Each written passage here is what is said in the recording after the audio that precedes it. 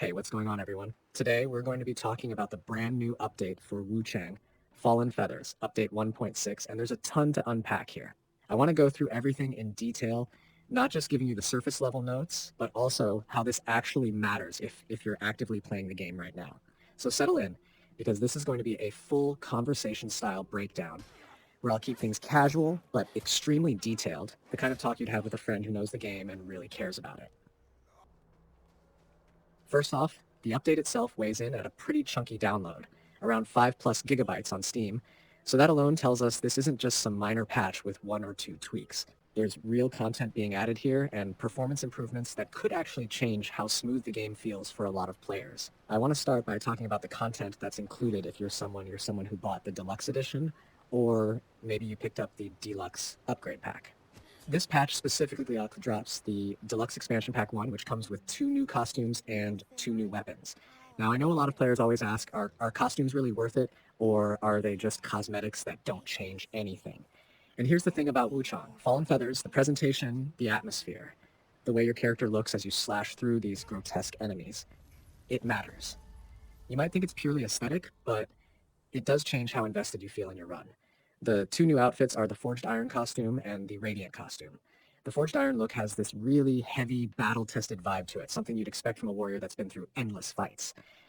It has that grounded, gritty presence that makes you feel like you're carrying the weight of the battlefield on your shoulders. The Radiant costume, on the other hand, goes in a totally different direction. It's more regal, more polished, almost like your character is embodying a kind of legendary status, standing out as something beyond just another fighter. I think that contrast is really smart because it gives players 2 completely different aesthetics to embody. Then we get to the weapons, which honestly excite me even more. There's the Hooked Blade Spear and the Blazing Nightlotus. The Hooked Blade Spear brings that vicious, piercing style of combat. You can already imagine how satisfying it's going to feel to thrust forward and then catch enemies with that hook motion, controlling space in a way that other weapons don't quite allow. The Blazing Nightlotus sounds like it's all about flair and elemental intensity. With a name like that, you just know it's going to have some kind of fire-driven design or attack feel, and that's always appealing in a game like this where visual spectacle meets tight combat mechanics. Now, one thing I love about this update is that the developers didn't just give Deluxe owners new content and leave everyone else empty-handed. They actually gave free items to all players, regardless of which version you own. 2 new headgear items are included as a thank you gift, the Bow Sorcerer's Crown and the Ming Army Helmet. That's a really classy move, because it gives everyone something new to play with, and keeps the community from feeling like only Deluxe players get all the attention. Both of those headpieces have a distinct vibe, too. The Sorcerer's Crown ties into the mystical side of Wuchang, leaning into the arcane energy that runs through the story. Meanwhile, the Ming Army Helmet grounds you in that historical warrior tradition, connecting you back to the roots of the world this game is set in. Now let's talk about the total package of what Deluxe players actually have after this update. When you add it all up, they now have access to 6 costumes and 6 weapons, which is a pretty substantial spread. We've got the Tiger of Fortune costume, Draconic Resurgence, Soul Ritual Robe, Overlord's Regalia, and now these 2 new additions. On the weapon side, there's the Watcher's Gaze Sword, Dragoncoil Lance Spear, Eternal Sovereignty Dual Blades, Moonlight Dragon Sword, and the 2 new ones that just got added. When you look at that lineup, it's not just filler. Each one feels like it's designed to bring something different to the table. That's where I think the Deluxe content actually shines. It's not just, hey, here's another skin. It's, hey, here's another angle for you to experience the combat system through. Oh, and let's not forget, Deluxe owners also get a skill upgrade item with this patch. It's called the Blood of Chang Hong skill upgrade item, and this is the large version, which means it's not some tiny bonus. That kind of resource can give you a meaningful edge in how you shape your character's build. So if you've been holding off on experimenting with different playstyles, now's the perfect time to rethink how you want your Wuchang to feel in combat. But of course, no update would be complete without bug fixes and performance upgrades, and this one actually does deliver in that area. One of the biggest fixes is related to DLSS Ultra Performance mode. If you were playing on that setting at certain resolutions, you probably noticed that the visuals were getting extremely blurry, almost to the point of being distracting. That's now been addressed, which means you can take advantage of those higher frame rates without sacrificing clarity. It's one of those under-the-hood fixes that doesn't sound flashy, but if you're running the game on a setup where you need DLSS to maintain stability, this is going to be a game changer. On top of that, VRAM usage has been further optimized. This is a big deal because it doesn't just mean higher frame rates, it also means less stuttering, fewer crashes, and smoother transitions between different zones. Anyone who's explored areas like the Shrine at Lightson Temple knows just how demanding that particular location can be, so seeing performance boosts in one of the heaviest sections of the game is a promising sign. For players on mid-range rigs especially, this might be the patch that finally makes Wuchang feel consistently fluid, instead of occasionally struggling under the weight of its own ambition. Now, let's think about what all of this means for the overall player experience.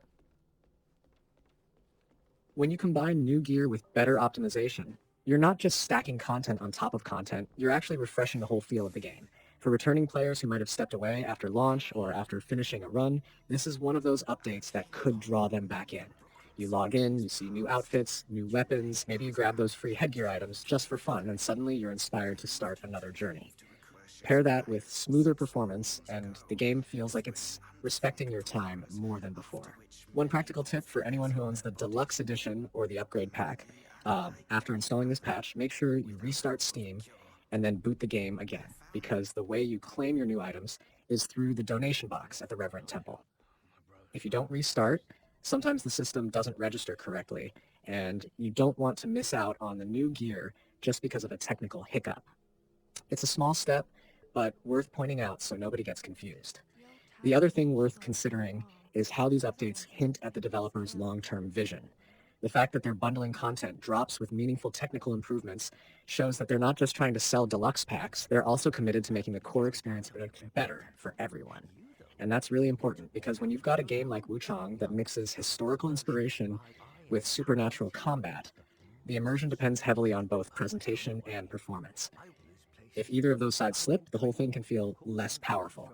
This update proves that they're paying attention to both. I also find it really interesting how the reward structure is being handled. By giving deluxe owners a steady stream of new items while still sprinkling in free gear for the entire player base, the developers are keeping everyone engaged. If you think about it, free headgear like the Ming Army helmet doesn't cost deluxe owners anything. They still have their premium goodies, but it keeps the broader community feeling included. That's how you build goodwill and keep a player base thriving in the long run. And let's not overlook how the aesthetics of these costumes and weapons contribute to the storytelling. Wuchang. Fallen Feathers has always leaned on a strong sense of visual identity, mixing dark folklore with the grit of historical China. When you see your character adorned in the radiant costume or wielding the Blazing Nightlotus, you're not just adding stats, you're embodying part of that narrative. You start to feel like you're more than just another survivor. You're a figure of myth in this twisted world. That's powerful stuff, and it's why cosmetics in this game land differently compared to more arcade-style titles. Another angle I want to touch on is replayability. Updates like this can extend the lifespan of a game dramatically.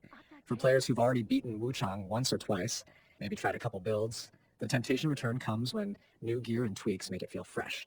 You think to yourself, okay, I want to try a run with the hooked blade spear, see how it changes my spacing and combos.